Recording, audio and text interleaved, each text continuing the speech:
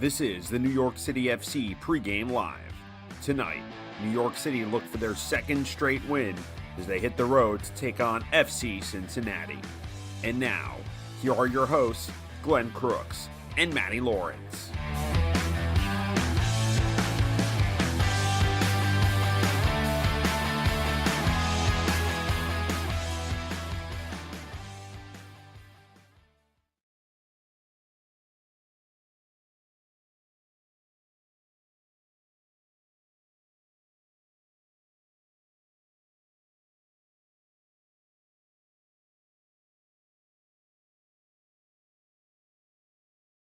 There. Hi, I'm Glenn Crooks, Matty Lawrence. Matty, you first thing you said when you stepped foot on the field, and we've been here before, but it's always nice to come back. But it's got a very good soccer stadium feel, doesn't it? Yeah, it does. I think the fact that it's enclosed all the way around. We went to St. Louis City Stadium at the beginning of the season, and that didn't have such a good feel about it. It was too open. It was open to the elements, and it was open to being able to see everything else around as well, which can be good in a sense. But I love this. It has a true, and without being too disparaging to others, this has a true soccer feeling to it, a true football-specific feeling to it. I'm not sure about the Bailey out to the left-hand side. That sounds like a dog, but it certainly... I like the fact suppose I should know why it's called the Bailey. I like the fact that it is similar, a smaller sense to at Borussia Dortmund and to the yellow wall. Obviously not when they're playing Champions League games, because that has to be all seating, but when they're playing Bundesliga games. So yeah, I do. I love the feel of this stadium, and I love the feeling of being down there on the pitch as well. As I say, just being totally enclosed, it feels like a game of football is getting ready to start. Well, there's a massive storm going on in the New York, New Jersey metropolitan area, so we hope everybody's safe here. As you can see, this is as close as we can get, but it's blue sky behind the stadium. But it's chilly. It's 43 degrees by the time this game ends. It'll probably drop to below 40 degrees. So it's we're kind of prepared for the elements ourselves. And Celeste, this could be a wild one, said Kevin Rogers. Do you agree? Well, certainly not if you look at what's gone before us here at TQL Stadium. Wild as in goals scored? Wild as in no goals scored. There's been 180 minutes of football here, of MLS play, and no goals scored so far by Cincinnati or by their opponents. But what I do know is that Cincinnati are a very good team, and they're not missing many players. There's very few top leagues anywhere in the world that carry on playing during international weekend. And so I disagree with that. Maybe that's just my English heritage. I don't think teams I should disagree be playing. too. I'm very American. But it's doesn't seem fair that one team in Cincinnati are only missing Miles Robinson and the other team in NYCFC are missing 5, 6 or 7 players. Well, granted, not all of them would be starters, of course. Right. So Miles Robinson, whose flick header created the own goal by Corey Burke in the United States escape to get to the final against Mexico in the Nations League, which will be tomorrow, Sunday, at 9:15 p.m. Eastern, I believe. And the only other player out for Cincinnati is Abina Wobodo, which is unfortunate. I like watching him play. He's a very strong midfielder, so that's a big loss for Cincinnati too. But listen to this list of players for New York City. And by the way, it was a very satisfying win for New York City last week. No question about it. Almost as satisfying as Andy Williams singing on Christmas Day. But we're going to get to that game in just a moment because we want to talk about the absences. 9 players altogether. Now, I'm not going to count Maxi Morales, who's out with the ACL, but Tylus Magno's still nursing a knee injury. And then 6 on international duty, and Keaton Parks was suspended, red card last week, so he's not available. Monsef Bakrar, Jovan Mijatovic, 2 strikers, not here. There are no strikers on the roster. Micha Ilinic, Tavon Gray, right backs. There are truly no right backs on the roster. Christian McFarlane, who played with the England U17s, and Tomas Romero, who sat on the bench for El Salvador in their match. Bakrar played, Mijatovic played, Ilinic played, and Gray played. Gray played against the U.S. men, came in 90th minute. So And you said that we were looking up McFarlane before the game. He's played twice for the U17s, and those are qualifiers. Yes, Euro qualifiers. And he scored a goal against Hungary. He did, yeah. He scored, and that was today. Just this afternoon. Okay. Well, it was 3 p.m. English time, which I think would be an 11 o'clock because we're 4 hours apart right now. So yeah, 11 o'clock a.m. Eastern time kickoff, and the England under-17s beat Hungary 5-0. McFarlane scored a goal there. And he also played for about half an hour, if not 32, 35 minutes, against the Northern Ireland under-17s. And they won that game 5-1 as well. And now he'll be in the squad. And as he started the last game, we assume he'll start the next game on Tuesday for the England under-17s when they have their last group stage game against France. So hopefully he'll start in that game as well. Now, that's the kind of thing that could really season you to come back to New York City FC. If anything happens to Kevin O'Toole, you see O'Toole in the starting lineup again, of course, coming off the game-winning goal, his first career goal in the last match against Toronto FC, and the wonderful assist from Julian Fernandez. But there are 3 changes in the lineup. Andres Jason, and it looks like he'll be a right wing back. And we've got a debut. Strahinja Tanasijevic, the Serbian, is going to play at the back. It looks like a 3-back. Berk Risa, Thiago Martins, and Tanasijevic. And then it'll be Andres Jason on the right, Kevin O'Toole on the left as the wing backs. And we'll see how that develops and progresses. And then up top, it's going to be Santi Rodriguez. It looks like in the false 9 with Julian Fernandez on one side, Hannes Wolf on the other. Nick made a funny comment earlier this week, Nick Cushing, when asked him about how he might sort out the front line, and he goes, if any team is prepared to play without a striker, it's us. 24 games without a striker last year in 2023. Look, that's a very good point. And also, look, when it would take a forklift truck to lift up all of those players who are unavailable, what it does give is other players an opportunity to play. And I always got taught that when I was a player, whether it's injuries, suspensions, international duty, whatever it is, if you are given an opportunity to shine and take your place in the starting lineup, make sure you don't lose that shirt. Yeah. You've got the shirt. It is yours to lose now. Go out there and play the best you can, play to the best of your ability. And if you play well and the team wins, you can't lose that shirt. You deserve to be out there in the next game. And so that's what I always say. Yes, of course, I don't think NYCFC or MLS should be playing right now. I think it's unfair that NYCFC are missing so many international players and Cincinnati aren't missing any. But what it does give is it does give other players opportunities. Take your chance, grab it by the scruff of the neck, and make sure that Nick Cushing can't drop you in the next game. Yeah. Well, this picture I showed up earlier while you were speaking, this is not an attacking player. That is, though, Tanasijevic. If you're not familiar with his visage, there he is. And he doesn't have like this strong pedigree, Maddie. I mean, he has played 70 matches in the Superliga in Serbia, and so he's 26 years old. He just hasn't had a ton of professional games. And it's really going to be hard to judge exactly what he's going to be able to contribute until we see him. And indeed, will he really push a Thiago Martins or a Berk Risa?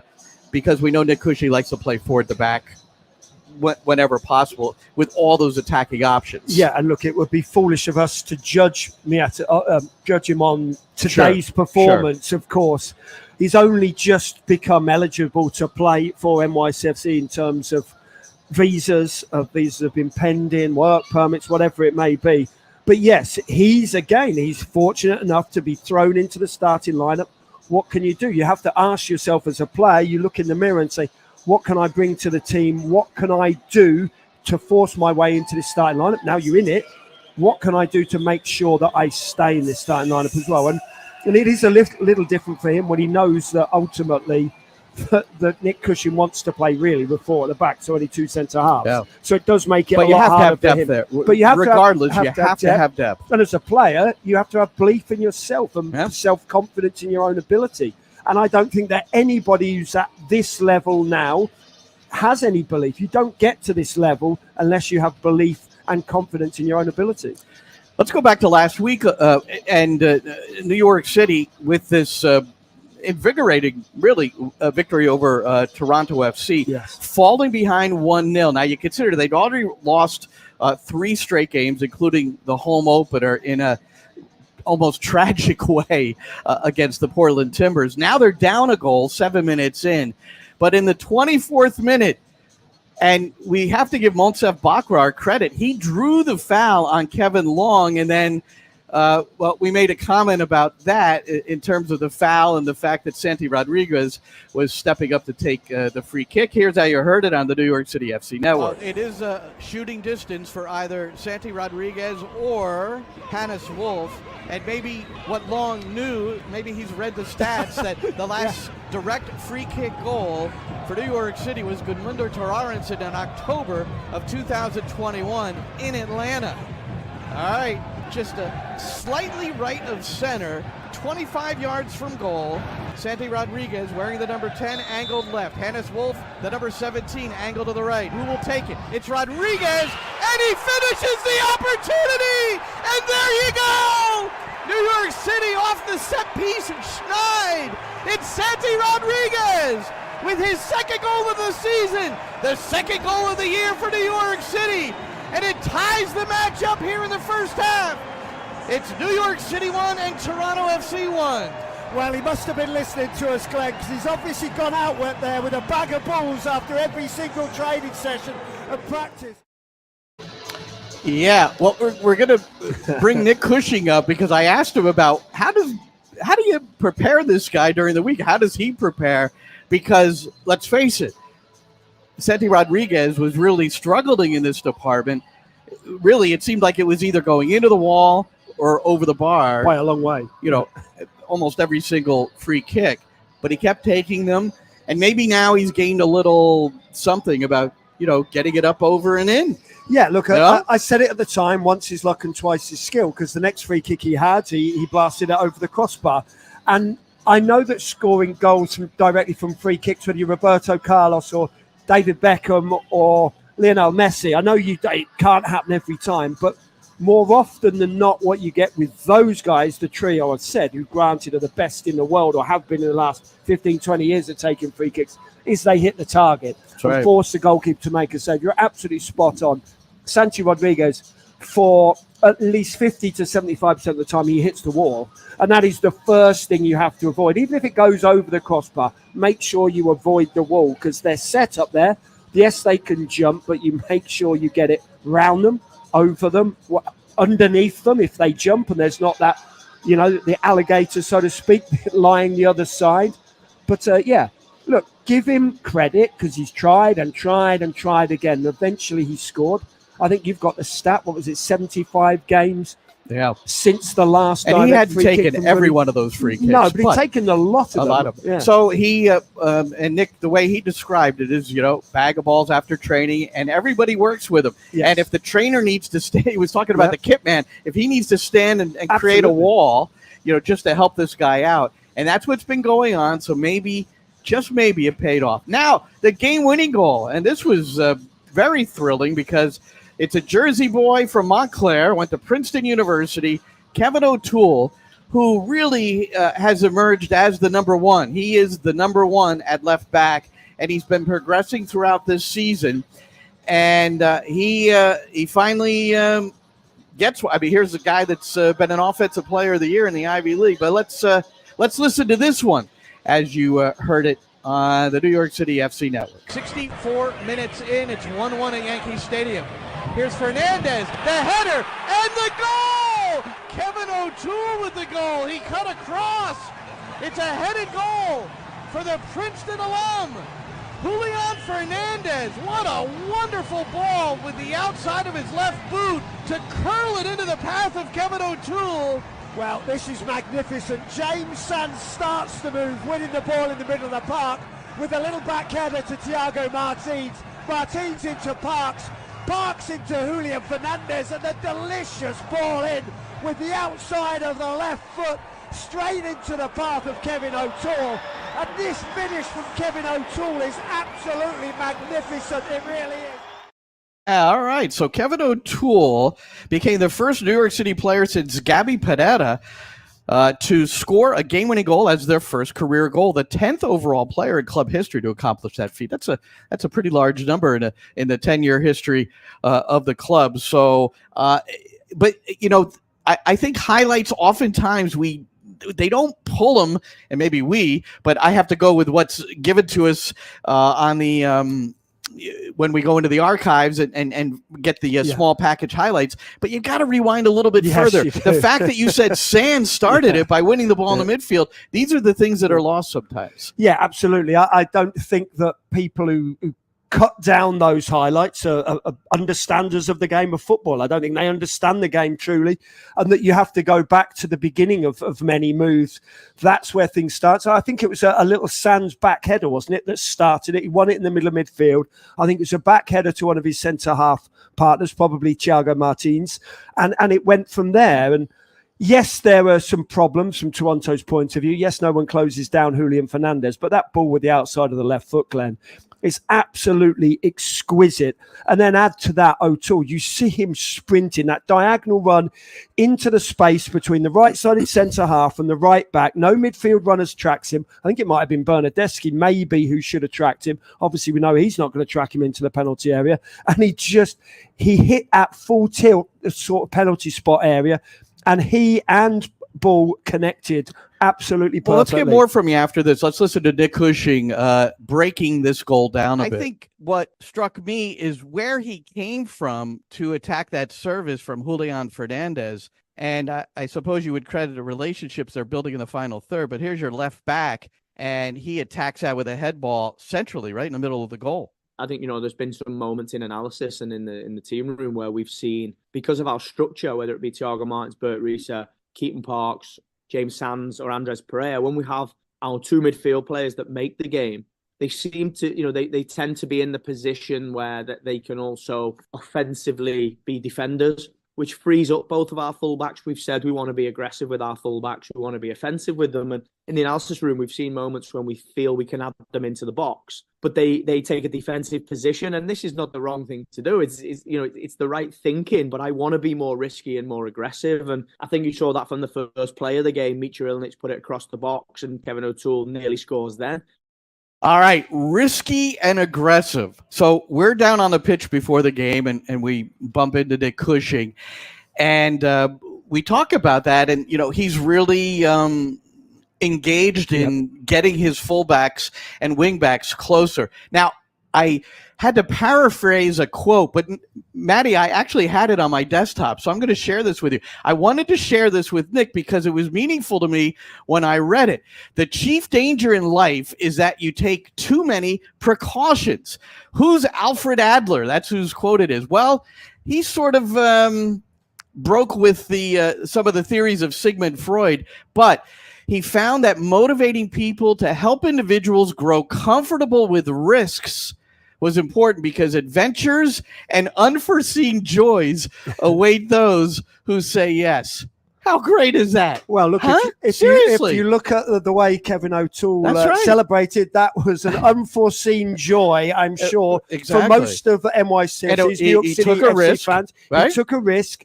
He was aggressive. Because if the ball had been cut out from Julian Fernandez, if Julian Fernandez's delivery had been low and it had been cut out, O'Toole was on the penalty spot and he'd have 30, 40 yards of ground to make up before he realised almost that the ball was going up the other end. So, yes, I think risk-taking in life full stop is certainly something that we all need to look towards also, but you don't want to take risks that are, ultimately 99% of the time become falls or become negatives. So it's weighing up the pros and cons of any risk. But certainly when you're playing with wing-backs, which possibly NYCFC will do today, then those wing-backs can take more risks. Orthodox fullbacks, it's a lot more difficult for them to take risks in terms of breaking into the penalty area. Certainly with two fullbacks going at the same time. Orthodox fullbacks, that is, not wing-backs.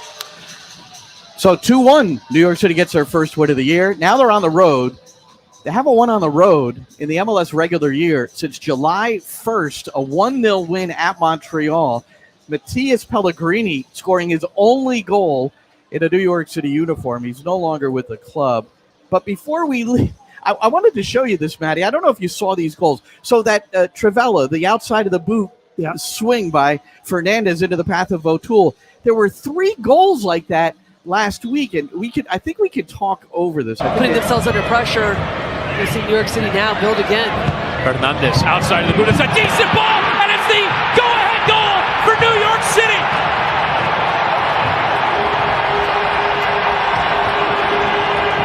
Now Atlanta, Giacomakis into space for Lobjanidze.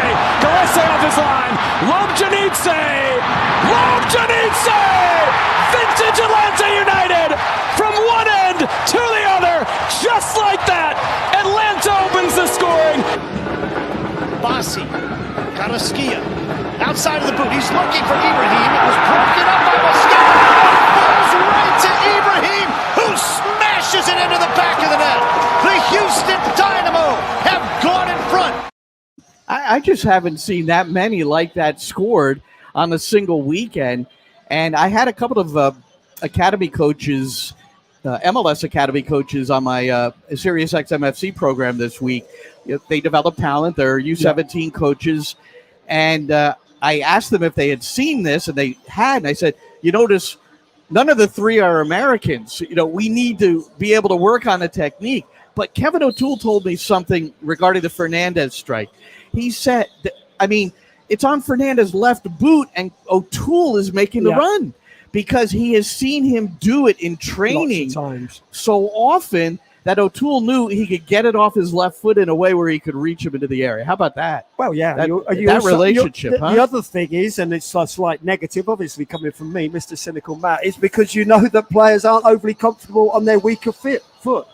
And lots of he players would never be able to whip that in with his right. Yeah. Would never have reached its destination. And look, there's nothing wrong with that. I think I always quote Ryan Giggs because he's somebody I grew up with. Hardly ever, if at all, kicked the ball with his right foot. He stood on that one, but what he learned to do was manipulate the ball with every single surface of his left foot, of his better foot, whether it's inside, outside, or laces.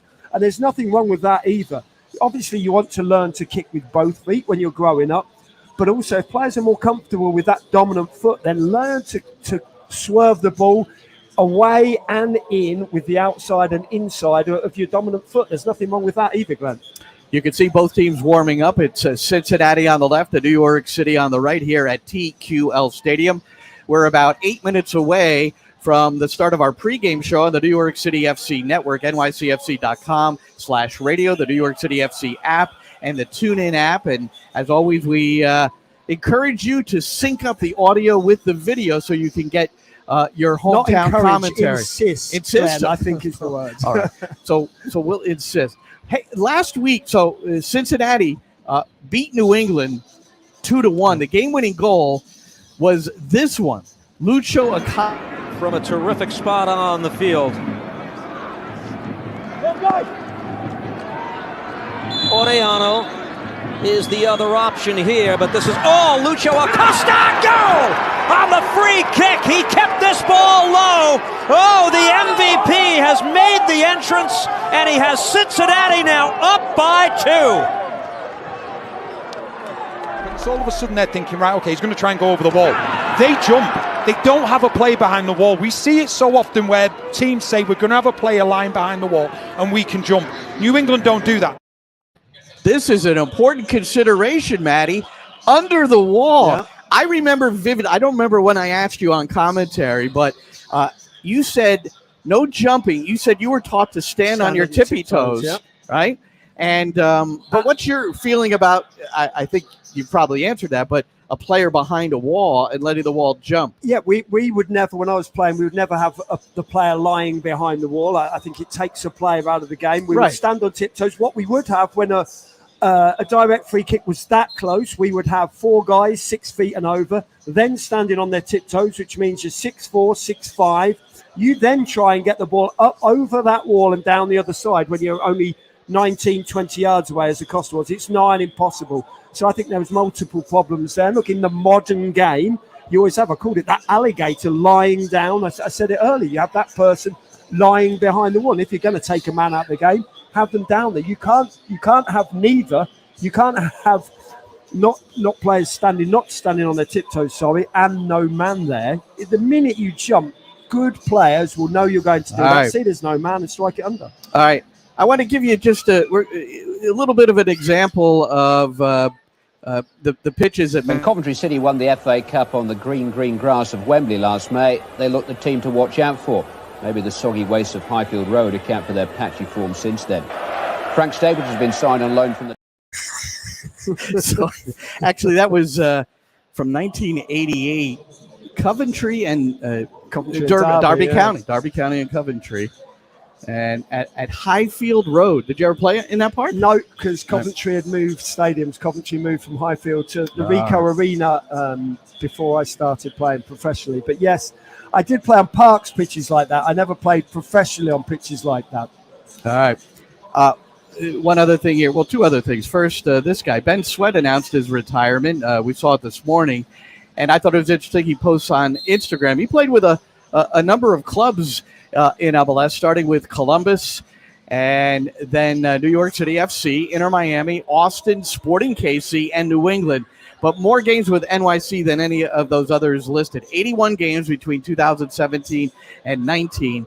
And I feel in some ways it's unfortunate that he wasn't able to glow in the championship of 2021, because he was that level player where he could have contributed to something like that. But Patrick Vieira loved him, and Patrick Vieira is the one that really gave him his chance, coming from Tampa Bay, a USL side or an NASL side. So good for Ben Sweat, 32 years old, man, young man. So I suspect he's going to be fishing. He was a fisherman. That's what I remember. He loved Floridian. He loved getting on the boat and doing the deep sea fishing. So one final thing is, and so Maddie, I guess, I'm not this kind of guy to break stories. That's not like my thing. However, despite the fact that I yelled at a lot of referees in my time as a coach in the technical area, I have a lot of referee friends, including one that woke up the other day on Friday morning and said, or Thursday morning, and said, we have a tentative agreement with pro referees. So I put it out there. I think it was the only first time anybody heard about it.